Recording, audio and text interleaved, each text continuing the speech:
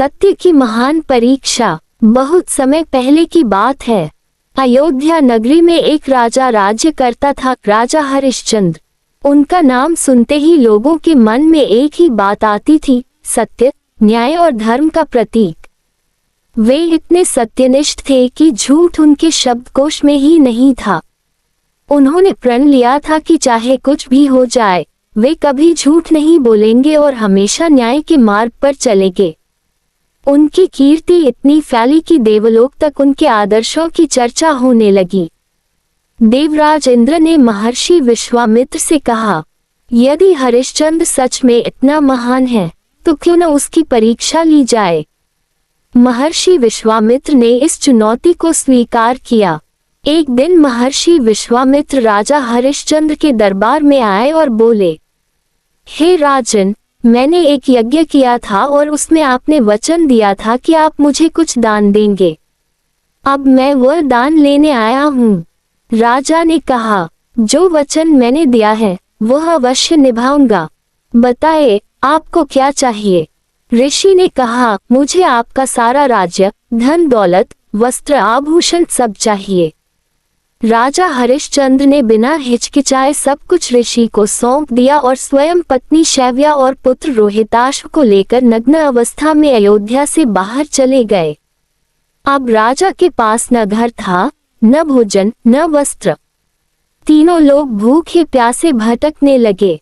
राजा ने वाराणसी जाकर एक शमशान घाट में शव जलाने का कार्य स्वीकार किया और उसकी पत्नी नगर के किसी ब्राह्मण के यहाँ दासी बन गई। रोहिताश्व छोटा बच्चा था, लेकिन भूख और गरीबी से वह भी सह नहीं पा रहा था।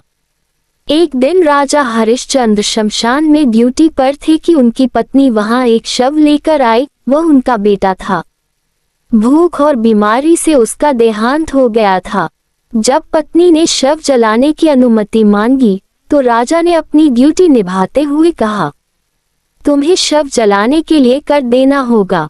ये नियम सबके लिए समान है। शैव्या आश्चर्यचकित रह गई और बोली, क्या एक पिता अपने ही बेटे के लिए कर मांगेगा।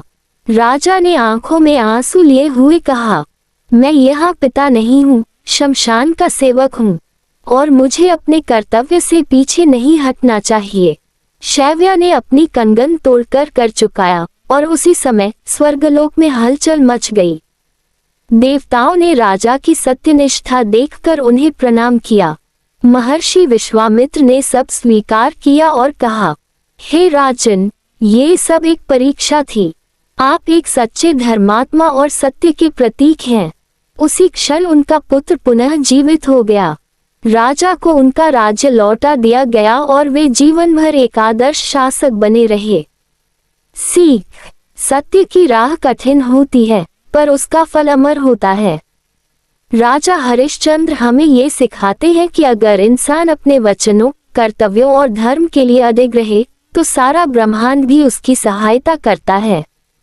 और अगर आपको ये प्रेरणादायक कहानी पसंद आए हो तो वीडियो को लाइक करें, शेयर करें और चैनल को सब्सक्राइब जरूर करें ताकि ऐसी और कहानियां आप तक सबसे पहले पहुंचे। धन्यवाद।